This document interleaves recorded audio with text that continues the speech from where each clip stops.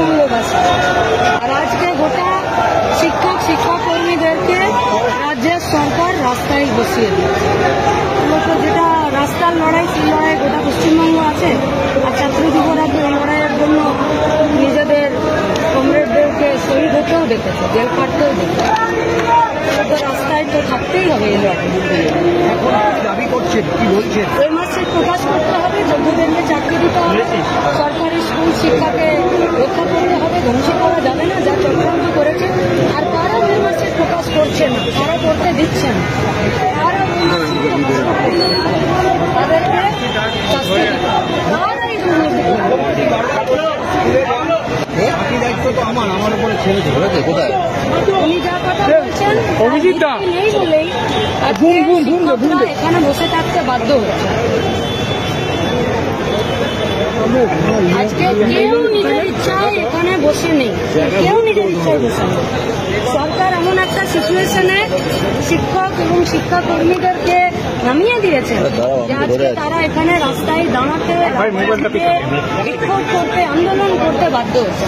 তাদের তো আজকে রাতে প্রিপারেশন নেবার কথা যে কাল সকালে কি পড়াবো। নাকি এই পরিস্থিতিতে দাঁড়িয়ে এই ডেডলক সিচুয়েশন যে অবস্থা দাঁড়িয়ে আছে, সেই সিচুয়েশন কাটার জন্য কোন রকম পরিকল্পনা কি আপনাদের আছে বা ভাবনা? ওই প্রকাশ করে দিচ্ছে। বাকিটা এই পশ্চিমবঙ্গের স্কুল আছে, তার চেয়ার আছে, আর যারা যোগ্য তারা আছে। গোটা পশ্চিমবঙ্গের মানুষ একত্রিত ভাবে যোগ্যদেরকে তাদের চেয়ারে নিশ্চিতভাবে বসাবেই। মুখ্যমন্ত্রী বলছেন এই গরমে না বসে যেন এখান থেকে উঠে যায়।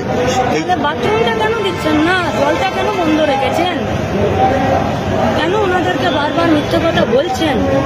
আর ওনারা তো এখানে কেউ সব করে বসে নেই, এনারা সব শিক্ষকতার জন্য শুধু এখানে যারা আছে তারা নয়, 2003 ধরেও এই পশ্চিমবঙ্গে অসংখ্য ছেলেমেয়েরা রাস্তায় বসে থেকেছে, মাথার চুল বিসর্জন দিয়েছে, বাচ্চাকে নিয়ে বসে থেকেছে প্রেস ক্লাবের বাইরে।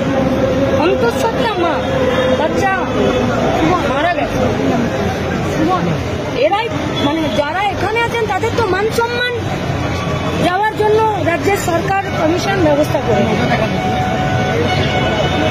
মুখ্যমন্ত্রী শুধু সেটা বলছেন না, বলছেন স্কুলে ফিরে ওরা মাইনে পাবে, মাইনে নিয়ে প্রবলেম হবে। মুখ্যমন্ত্রী ব্যবস্থা করেছেন বলেই আজকে রাজ্যের গোটা শিক্ষা ব্যবস্থাটা ধ্বংসের মুখে এবং গোটা রাজ্যের শিক্ষিত মেধাবী গরিব বাড়ির ছেলেমেয়েরা যারা শিক্ষকতার স্বপ্ন দেখেছিল তারা আজ রাস্তায় বসতে বাধ্য হয়েছে শুধুমাত্র রাজ্যের সরকারের দুর্নীতি এবং কমিশনের দুর্নীতির।